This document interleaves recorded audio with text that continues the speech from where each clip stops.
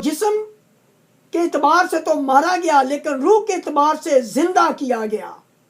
इसी में उसने जाकर उन कैदी रूहों में मनादी की जो अगले ज़माना में नाफरमान थी, जब खुदा नूह के वक्त में तो हमल करके ठहरा रहा था और वो किश्ती तैयार हो रही थी जिस पर सवार होकर थोड़े से आदमी यानी 8 जाने पानी के वसीले से बची। यानी कि खुदावन यसु जो कि यहोवा की रूह है, वो यसु मसीह की वही रूह है जो यहोवा खुदा की रूह है। इसीलिए लिखा है कि मसीह के बगैर कोई चीज पैदा नहीं हुई। उसमें जिंदगी थी, वो जिंदगी आदमियों का नूर थी। आदमियों का नूर यहोवा खुदावन खुद है। वही नूर है जो लोगों को अपना नूर देता है। हम उस चीज को गलत समझे थे कि आदमियों का नूर है। आदमियों का नूर यहोवा खुदा खुद है। वही यसु मसीह है जो कहता है मैं दुनिया का नूर हूं।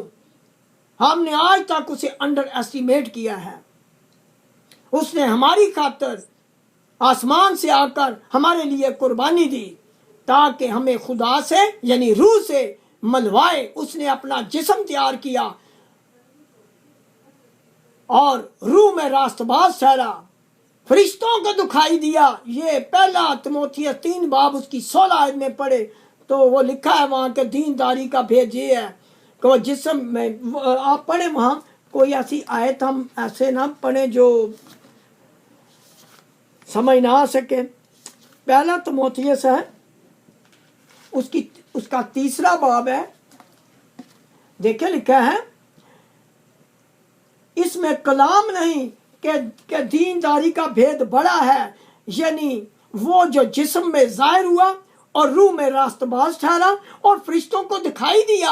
यानी कि खुदावंद यहोवा कभी भी फरिश्तों को दिखाई नहीं दिया था। लिखा है कि खुदा को किसी ने कभी नहीं देखा, जो इकलौता बेटा बाप की गोद में है उसी ने उसे ज़ाहिर फरमाया। यानी कि खुदावंद यसू न पैदा होता तो यहोवा खुदा को हम देख ही नहीं सकते थे। इसीलिए खुदावंद यसू को जब फिलिप्स ने कहा कि हमें बाप को दिखा, तो उसने कहा तू इतनी देर से फिलिप मैं तुम्हारे साथ हूं तो तू मुझे देखता, जिसने मुझे देखा उसने बाप को देखा। तो लिखा है वो फरिश्तों को दिखाई दिया और गैर कौमों में उसकी मुनादी हुई और दुनिया में उस पर ईमान लाए और जलाल में ऊपर उठाया गया। और अगर आप ज़बूर 68 में देखें तो वहां लिखा है कि वो कैदियों को अपने साथ ऊपर ले गया। जब उसने आलमा बाला पर साऊद फरमाया तो कैदियों को भी अपने साथ ले गया। ये मसीह के बारे में नहीं कहा गया, ये खुदा यहोवा के बारे में कहा गया। आप ज़बूर 68 निकालें।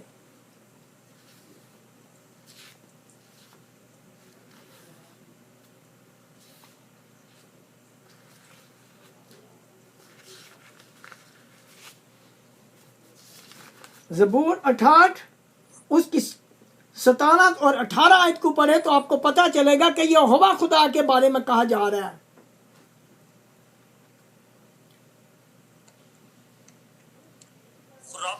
खुदा के रथ 20,000 बल्कि हजार है। खुदावंद जैसे कोई सीना में वैसे ही उनके दरमियान मकदस में है। तूने आलमे बाला को सऊद फरमाया, तू कैदियों को साथ ले गया। तुझे लोगों से बल्कि सरकशों से भी हदिये मिले ताकि खुदावंद खुदा उनके साथ रहे। आमीन। यानी कि यहाँ साफ ज़ाहिर है लिखा है खुदावंद खुदा और खुदावन ये उसी है कि यहोवा खुदा के बारे में कहा गया है कि वो कोई सीना में था, क्योंकि कोई सीना में उसने 10 हुक्म दिए थे। वो एक अलग बात है कि उसने कैसे हुक्म दिया था, किस फरिश्ते से के जरिए से हुक्म दिए थे, ये एक दूसरा टॉपिक है, हम फिर कभी उस पर बात करेंगे। तो लिखा है कि जैसा खुदावन को सीना में वैसे ही उनके दरमियान मकदस में है। तूने आलमे बाला को सऊद फरमाया तो कैदियों को साथ ले गया। यानी खुदा के बारे में कहा गया कि जब वो आलमे बाला पर ऊपर गया, यानी मसीह खुदावंद ऊपर गया या यहोवा खुदा ऊपर गया, तो कैदी रूहों को साथ ले गया, जिसके बारे में अभी पौलुस रसूल ने और पतरस रसूल ने बताया था कि वो कैदियों को ऊपर ले गया। यही सबसे बड़ी एक बात है, यही मुकाशफा है कि हमें आज तक पता नहीं चल रहा था कि मसीह की रूह और यहोवा खुदा की रूह में क्या फ़र्क है। मसीह की रूह वही रूह है जो खुदा यहोवा की रूह है, यानी यहोवा खुदा खुद मसीह में इनकारनेटेड हुआ था दुनिया में, और उसने हमारे गुनाह उठा लिए थे। इसीलिए उसने यशाया 12 बाब में 3 आयत में कहा कि या यहोवा तेरी निजात हुआ, या यहोवा तेरी निजात हुआ। तो जब हम देखते हैं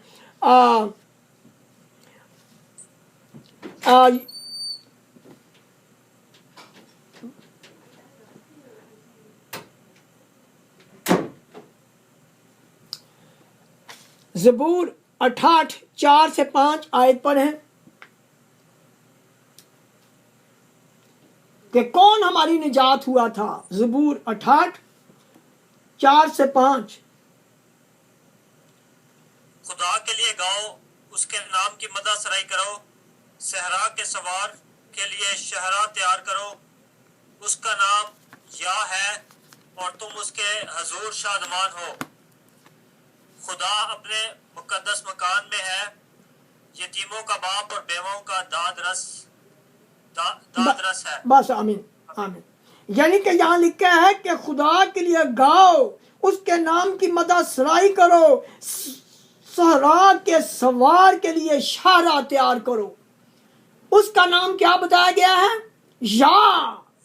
और या का मतलब आपको पता है कि या यहोवा है, और तुम उसके हुजूर शादमान हो। खुदा अपने मुकद्दस मकान में यतीमों का बाप और बेवाओं का दादरस है। यानी कि या यहोवा कौन है? हम देखते हैं यशाया 40 बाब उसकी 3 आयत को पढ़े तो हमको पता चलेगा कि या यहोवा कौन है।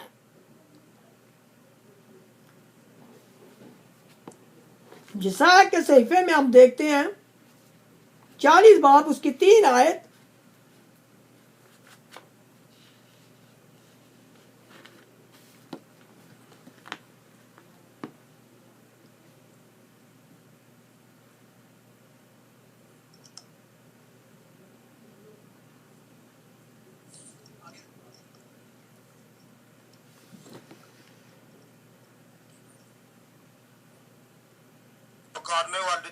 पुकारने वाले की आवाज बेयाबान में, खुदावन की राह दुरुस्त करो, सहरा में हमारे खुदा के लिए इशारा हमवार करो। आमीन आमीन। यानी कि चौथी आयत में आप पढ़ लें, एक और आयत पढ़ लें और 5 आयत तक पढ़ लें तो समझ ज्यादा आएगी। हर एक नशेब ऊंचा किया जाए और हर एक पहाड़ और हर टीला पिस्त किया जाए और हर एक टेढ़ी चीज सीधी और हर एक नाहमवार जगह हमवार की जाए, और खुदावन का जलाल आश्कारा होगा और तमाम बशर उसको देखेगा, क्योंकि खुदावन ने अपने मुंह से फरमाया है। आमीन।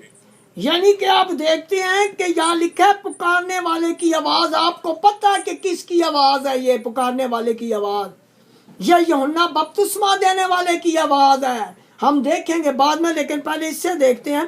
कहता बियाबान में खुदावंद की राह दुरुस्त करो, यानी यीशु मसीह आ रहा है, उसकी राह को दुरुस्त करो। सहरा में हमारे खुदा के लिए शाहरा हमवार करो।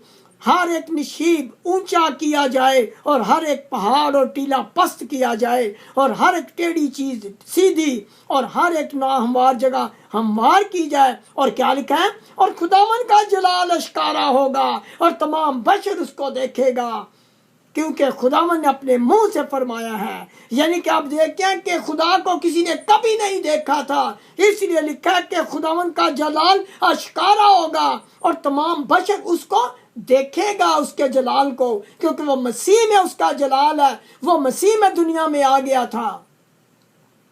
तो हम देखते हैं कि नबी किसके बारे में कहता है। मत्ती 3 बाब उसकी 3 आयत में देखते हैं। मत्ती 3 बाब उसकी 3